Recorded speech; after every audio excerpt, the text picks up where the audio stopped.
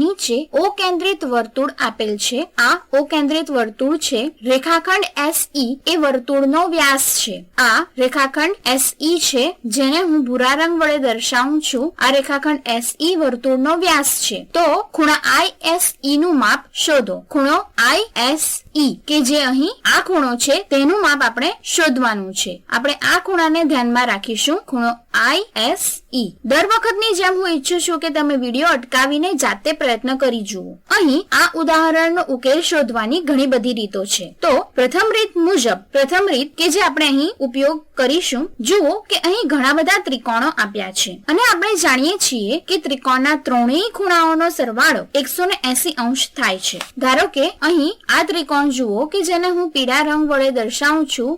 આ ત્રિકોણમાં આપણે ફક્ત એક જ ખૂણાનું માપ જાણીએ છીએ જે આ ખૂણો છે જે 27 અંશનો છે. જો આપણે આ ખૂણાનું માપ ખૂણા SIE નું માપ શોધી લઈએ તો આપણે આ ત્રીજા ખૂણાનું માપ શોધી શકીએ છીએ. આમ અહીં આપણે ખૂણો SIE નું માપ શોધી શકીએ છીએ. તે અહીં આ ખૂણો છે. આપણે આ ખૂણાનું માપ શોધી શકીએ છીએ કારણ કે આ 61 અંશનો ખૂણો અને આ ખૂણો બંને રૈખિક જોડના ખૂણાઓ છે અને આપણે જાણીએ છીએ કે રૈખિક જોડના ખૂણાઓ પૂરક હોય છે. માટે અહીં આ ખૂણો વત્તા 61 અંશનો ખૂણો બરાબર 180 અંશ થશે કારણ કે રૈખિક જોડના ખૂણાઓ હોવાથી તેઓ પૂરક થશે. અથવા આ ખૂણાનું માપ થશે 180 ઓછા 61 અંશ. વિચારો કે તે શું થશે? 180 ઓછા 60 થશે 120 માંથી વધુ એક બાદ કરતા આપણને મળશે 119 અંશ. આમ આ ખૂણાનું માપ આપણને મળ્યું 119 અંશ. હવે આ ખૂણો કે જેનું માપ આપણે શોધવાનું છે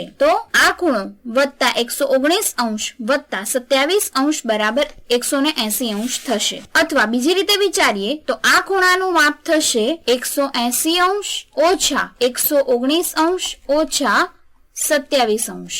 આના બરાબર આપણને મળશે 180 ઓછા 119 થશે 61 ઓછા 27 થશે 34.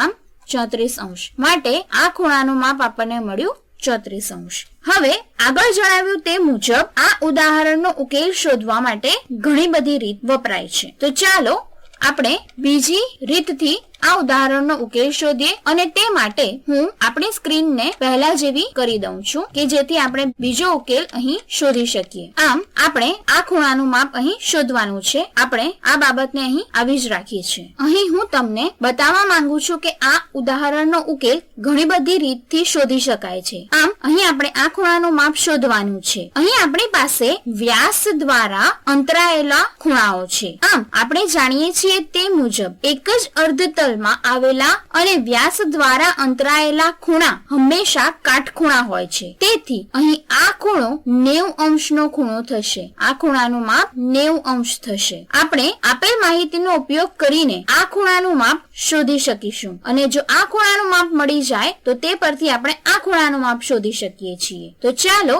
સૌપ્રથમ આપણે આ ત્રિકોણ લઈને કરીએ.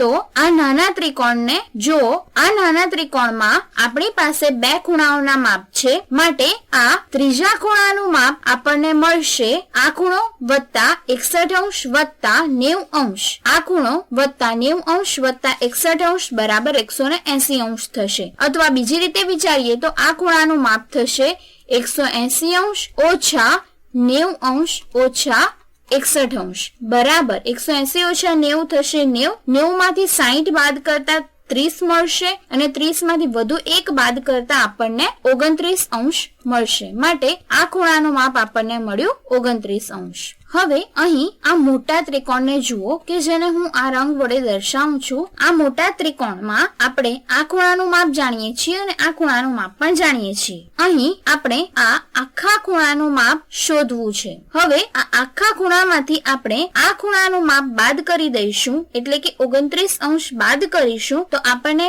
ISE ખૂણાનું માપ મળી જશે. આમ આ ગુલાબી ખૂણો વત્તા 90 અંશનો ખૂણો વત્તા 27 અંશ બરાબર 180 અંશ થશે. કારણ કે આપણે જાણીએ છીએ કે ત્રિકોણના ત્રણેય ખૂણાઓનો સરવાળો 180 અંશ થાય છે. માટે આ ખૂણાનું માપ થશે 180 અંશ ઓછા 90 અંશ ઓછા 27 અંશ. 180 ઓછા 90 થશે 90, 90 ઓછા 27 થશે 63. માટે આ ખૂણાનું માપ આપણને મળ્યું 63 અંશ. આખા ખૂણાનું માપ આપણને મળ્યું 63 અંશ. હવે આપણે જે ખૂણાનું માપ શોધવાનું છે, ખૂણો ISE થશે 63 અંશ ઓછા 29 અંશ. માટે આ ખૂણાનું માપ થશે 63 અંશ ઓછા 29 અંશ. 63 ઓછા 29 થશે 34 અંશ. આમ ફરીથી આપણને આ ખૂણાનું માપ મળ્યું 34 અંશ.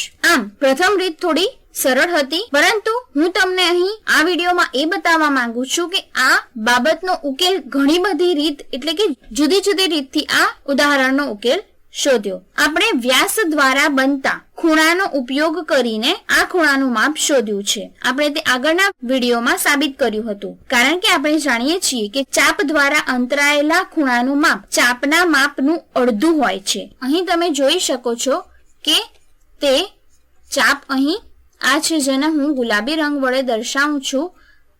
આ ચાપનું માપ 180 અંશ છે. માટે આ ખૂણાનું માપ ચાપના માપનું અડધું થશે, એટલે 180 નું અડધું 90 અંશ. માટે આ ખૂણાનું માપ 90 અંશ થાય છે. આમ આ બાબતનો ઉપયોગ કરીને આપણે આ ખૂણાનું માપ શોધ્યું છે.